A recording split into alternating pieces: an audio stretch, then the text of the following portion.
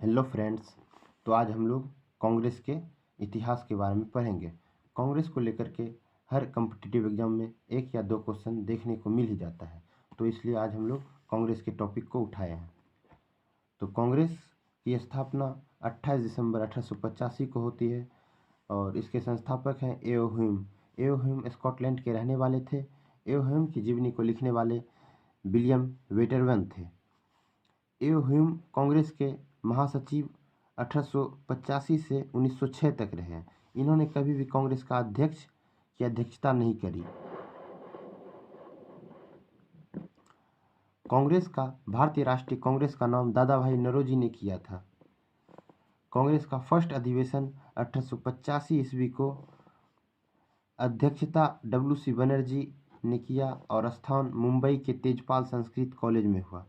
First अधिवेशन में 72 members ने पार्टिसिपेट किया था और जिस समय कांग्रेस का गठन हुआ उस टाइम डफरिन वायसराय थे इंडिया के, और भारत के सचिव उस टाइम क्रॉस थे। भारत का सचिव पद का सृजन 1858 के एक्ट के तहत हुआ है। कांग्रेस के बारे में बहुत से लोगों ने कुछ अपनी अपनी लाइनें प्रस्तुत करी है। कांग्रेस डफरिन के मस्तिष्क के उपज है को कहने वाले लाला लाजपत राय थे, और कांग्रेस 3 दिन की तमाशा है को कहने वाले अश्विनी कुमार दत्त थे। कांग्रेस का महल भरभरा कर गिरने वाला है ऐसा कहने वाले करजन थे। यदि कांग्रेस में एक बार मेढक की तरह टटरा कर रहेंगे तो हमें कुछ भी नहीं मिलेगा ऐसा कहने वाले बीजी तिलक थे, यानी बाल गंगाधर तिलक।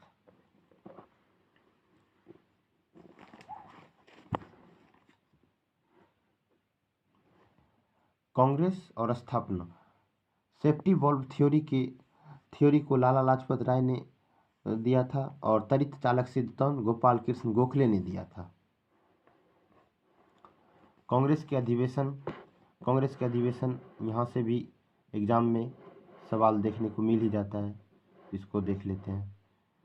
कांग्रेस का फर्स्ट अधिवेशन 1885 ईस्वी में बम्बई में हुआ तेजपाल संस्कृत कॉलेज में, और अध्यक्षता डब्ल्यू.सी. बनर्जी ने 72 लोगों ने पार्टिसिपेट किया था। दूसरा अधिवेशन 1886 ईस्वी में कोलकाता में हुआ और दूसरे अधिवेशन की अध्यक्षता दादा भाई नौरोजी ने 3 बार कांग्रेस की अध्यक्षता करी है, 1886 में और 1893 में और 1906 में।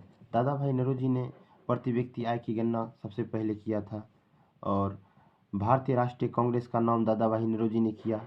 धन निष्कासन सिद्धांत दादा भाई नौरोजी ने दिया और दादा भाई नौरोजी ने एक पत्र जारी किया जिसका नाम था राष्ट्र गोफ्तार।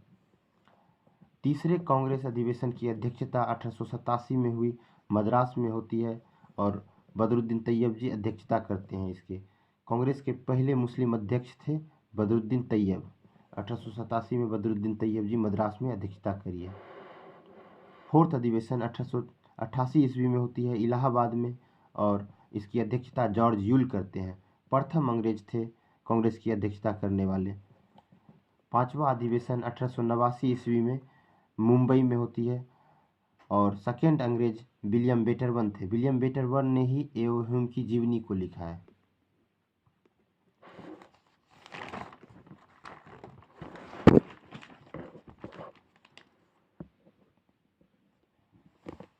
(1896) में कोलकाता अधिवेशन की अध्यक्षता रहमतुल्लाह सियानी ने करा था और कोलकाता अधिवेशन में ही वंदे मातरम को पहली बार गाया गया।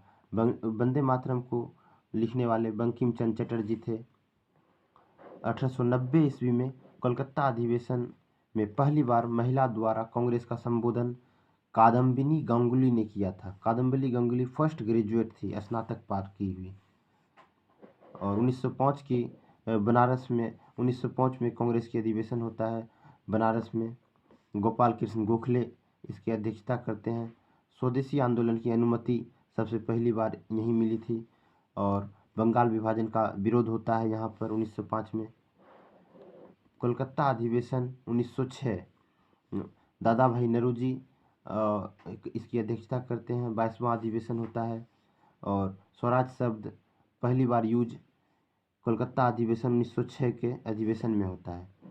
1907 में 1907 23वां अधिवेशन सूरत में होता है और इसकी अध्यक्षता रास बिहारी घोष करते हैं। कांग्रेस का विभाजन यहाँ पर हो जाता है नरम दल और गरम दल में।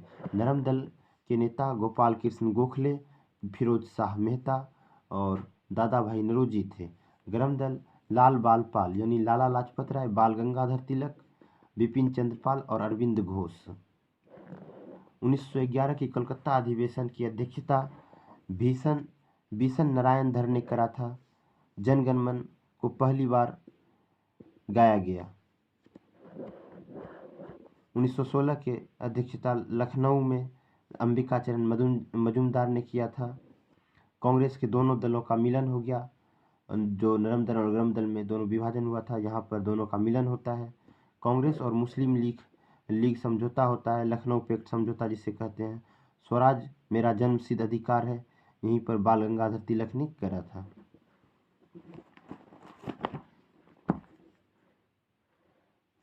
उन्नीस 1917 की कोलकाता अधिवेशन एनी बेसेंट ने किया था। एनी बेसेंट आयरलैंड की रहने वाली थी। कांग्रेस की पहली महिला अध्यक्ष बनी। इन्होंने 2 पत्रिका लॉन्च किया, कॉमनवेल्थ और न्यू इंडिया। और होम रूल लीग की स्थापना, मद्रास के होम रूल लीग की स्थापना एनी बेसेंट ने और मुंबई के तिलक ने किया था। 1920 के नागपुर अधिवेशन की अध्यक्षता भी राघवाचार्य ने किया था। देशी रियासत के प्रति नीति अपनाया गया और असहयोग आंदोलन की अनुमति मिली भी राघवाचार्य के द्वारा। नागपुर अधिवेशन 1920 में हुआ, भी राघवाचार्य अध्यक्षता करा था। 1924 में बेलगांव अधिवेशन हुआ। महात्मा गांधी जी ने किया था। एकमात्र और पहली बार इसकी अध्यक्षता महात्मा गांधी जी ने करी, बेलगांव अधिवेशन। 1925 में कानपुर में कांग्रेस की अध्यक्षता सरोजिनी नायडू ने किया था। कांग्रेस की पहली भारतीय महिला अध्यक्ष थी। 1929 में लाहौर अधिवेशन पंडित जवाहरलाल नेहरू ने इसकी अध्यक्षता करी थी। पंडित जवाहरलाल नेहरू ने 3 बार कांग्रेस की अध्यक्षता करी है। 1936 में, 1937 में, 1936 के लखनऊ समझौता, 1937 में फैजपुर जो महाराष्ट्र में है। 1929 लाहौर के अधिवेशन में ही पहली बार पूर्ण स्वराज की मांग किया गया। 26 जनवरी 1930 को पूर्ण स्वाधीनता दिवस मनाया गया कांग्रेस के द्वारा। दांडी यात्रा को प्रस्ताव मिला और स्वाधीनता अवज्ञा आंदोलन यहीं पर पास किया गया। 1931 के कराची अधिवेशन की अध्यक्षता सरदार वल्लभ भाई पटेल ने किया था। महात्मा गांधी जी को 1931 के कराची अधिवेशन में काले झंडे दिखाए जाते हैं और कराची अधिवेशन में ही मौलिक अधिकार का प्रस्ताव पारित हुआ। 5 मार्च 1931 को गांधी इरविन पैक्ट, जिसे स्वाधीनता अवज्ञा आंदोलन के भी नाम से जाना जाता है। 23 मार्च 1931 को भगत सिंह, सुखदेव और राजगुरु को फांसी की सजा सुनाई जाती है, फांसी होती है।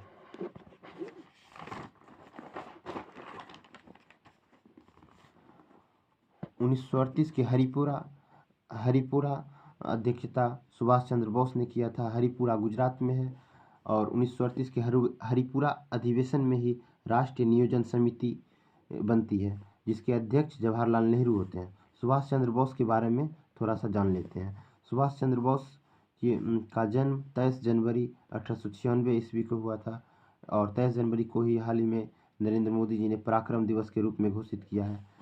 प्रतिमा इंडिया गेट कर्तव्य पथ, इंडिया गेट का नाम बदलकर इंडिया गेट कर्तव्य पथ। और इन्होंने बुक लिखी थी इंडियन स्ट्रगल, ये सुभाष चंद्र बोस जी के बुक है। 1939 में फॉरवर्ड ब्लॉक की स्थापना करा और इन्होंने तुम मुझे खून दो मैं तुम्हें आज़ादी दूंगा का स्लोगन दिया था। महात्मा गांधी को राष्ट्रपिता कहकर पुकारने वाले सुभाष चंद्र बोस थे। 1939 के त्रिपुरी कांग्रेस की अध्यक्षता राजेंद्र प्रसाद ने किया था। यहाँ पर सुभाष चंद्र बोस और महात्मा गांधी जी के बीच थोड़ा सा विवाद हो जाता है। महात्मा गांधी की तरफ से पट्टाभी सीतारमैया को खड़ा किया जाता है और इधर चुनाव सुभाष चंद्र बोस जीत जाते हैं, लेकिन बाद में इस्तीफा दे दिए, तो इसके कारण राजेंद्र प्रसाद त्रिपुरी अध्यक्षता की। 1940 में रामगढ़ 1940 के रामगढ़ की अध्यक्षता मौलाना अब्दुल कलाम आज़ाद ने किया था, कांग्रेस की अध्यक्षता। और ये लगातार 6 वर्ष तक कांग्रेस की अध्यक्षता करते रहे 1940 से 1945 तक। सबसे युवा कांग्रेस अध्यक्ष थे। इन्होंने रामगढ़ झारखंड में है। 1946 के मेरठ में जेबी कृपलानी, मेरठ यूपी में है। 15 अगस्त 1947 को भारतीय स्वतंत्रता के समय अध्यक्ष थे। क्वेश्चन पूछ लिया जाता है कि भारतीय स्वतंत्रता के आंदोलन के समय कौन कांग्रेस के अध्यक्ष थे, तो जेबी कृपलानी इसका आंसर होगा।